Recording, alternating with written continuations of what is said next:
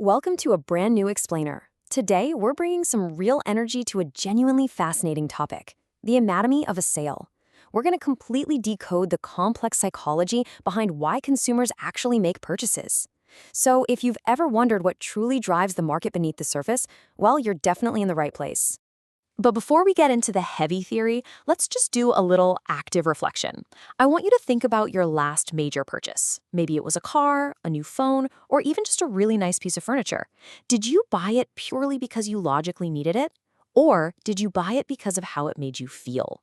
Keep that in the back of your mind, because we're going to unpack exactly what was firing off in your brain during that transaction. So here's our quick roadmap for today's explainer. First, we'll define what are buying motives. Second, why buying motives matter. Third, product buying motives. Fourth, patronage buying motives. And finally, number 5, the buyer motivation journey. Okay, let's jump right into section 1. What are buying motives? Basically, the psychology behind the purchase. There is this classic definition by DJ Duncan that really hits the nail on the head. He says, buying motives are those influences or considerations which provide the impulse to buy, induce action, or determine choice in the purchase of goods and services. I want you to really zero in on a couple of phrases there: impulse to buy and induce action. We aren't just talking about mild passive preferences here. We are talking about the very sparks that literally make a transaction happen. The absolute crucial takeaway is that a buying motive is, at its core, an internal feeling. It's an urge. Modern marketing always tells us that the consumer is king, right? And a customer doesn't just buy a product to own a random physical object. They buy it to satisfy these deep, internal, psychological urges. Whether it's the sheer physical need to buy an umbrella to stay dry in a downpour, or just grabbing detergent to wash your clothes, there is always an underlying motive that needs gratification. Moving right along to section 2, why buying motives matter. This is where we look at their crucial role in personal selling and marketing. So why should we care? Well, decoding these motives transforms pretty much everything you do in business. In personal selling, when you understand the real reason a customer is buying, you can tailor your pitch perfectly. You recommend the exact right quality, size, or color, and suddenly you become a trusted guide rather than just some vendor trying to make a buck. This understanding also guides product planning. If you know what your target audience actually desires, you build better products. It even dictates pricing decisions, because some motives make buyers highly price sensitive, while others make them more than happy to pay a premium. Ultimately, understanding these motives shapes your entire advertising message and builds deep, long-lasting customer loyalty. All right, section 3, types of buying motives. Let's map out the consumer's mindset.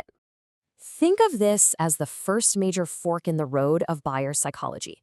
Buying motives basically split into 2 main branches: product buying motives and patronage buying motives. To put it simply, product motives dictate what we buy, while patronage motives dictate where we buy it. So let's explore that first branch together: product buying motives. When we're deciding what to buy, our human brains experience this heavy, almost constant duality. On one side, we have rational product motives. This is that careful, logical calculator in your head analyzing costs and features. On the flip side, we have emotional product motives. This is your heart talking, driven by feelings, social status, and pride. Let's anchor these rational concepts with some super relatable scenarios. When a consumer buys logically, they're laser-focused on key factors like economy. For instance, someone might choose a CNG car over a petrol car specifically because of the lower operating and maintenance costs. Or they look at durability. You might pay a premium for teak wood furniture over a cheaper wood just because it lasts a lifetime. Suitability is huge too, like buying a compact dining table because you live in a really small apartment. And of course, safety. Think about thoroughly examining the strength and space of an iron safe before buying it to protect your valuables. These are highly calculated, entirely logical choices. Now, contrast that with purely emotional drives. Sometimes logic just flies right out the window. People buy for prestige. Think about dropping serious cash on diamond jewelry or the newest iPhone just to secure that social status. Then there's emulation, which is literally just copying someone else. You might buy a specific motorcycle just because your friend bought the exact same model. And hey, never underestimate affection. Remember a time you bought a really expensive gift, maybe a beautiful watch for your dad, purely out of love? Even habit falls into this category, buying a specific brand of face wash simply because you are emotionally or physically accustomed to using it. Which brings us to section 4, patronage buying motives. Essentially, why we choose specific shops. So, just like with products, our choice of destination, the store, the brand, the seller, is completely split between the logical and the emotional. We've mastered what consumers buy. Now let's apply that exact same duality to where they buy it. We have rational patronage motives like convenience and price pitting against emotional patronage motives like store ambiance and prestige. If we look at the logical factors that build store loyalty, they are incredibly straightforward. Convenience is absolutely king. An undeniable pull is a shop located right down the street, or one with great hours, like a 24/7 chemist.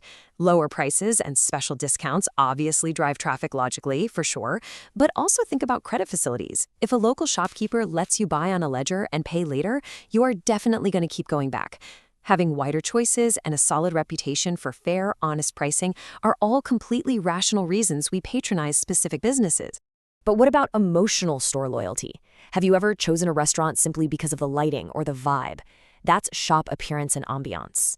What about going somewhere strictly because of word-of-mouth recommendations from your friends? That is heavily emotional.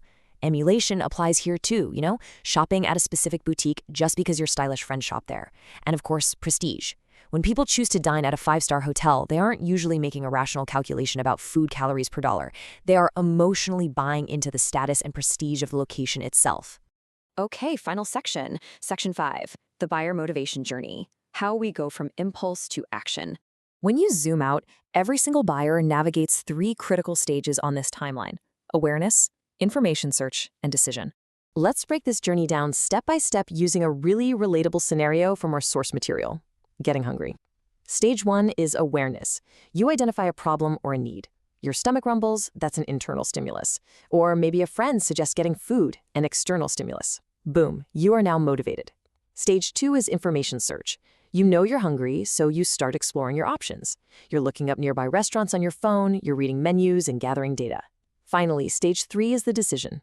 This is the moment you choose the best suitable option, confident that it will solve your problem and fully satisfy that initial internal urge. And honestly, that brings us full circle. Understanding this entire framework completely changes how we approach personal selling and marketing. I want to leave you with a provocative thought as we wrap things up today. Next time you're out there making a pitch, designing a product, or crafting an ad campaign, ask yourself, are you merely selling to your customers' logic, or are you truly speaking to their emotions? By decoding their true buying motives, you hold the key to not just making a quick sale, but creating a deeply satisfied, loyal customer for life. Thanks so much for joining me on this explainer, and remember to always keep looking for the why behind the buy.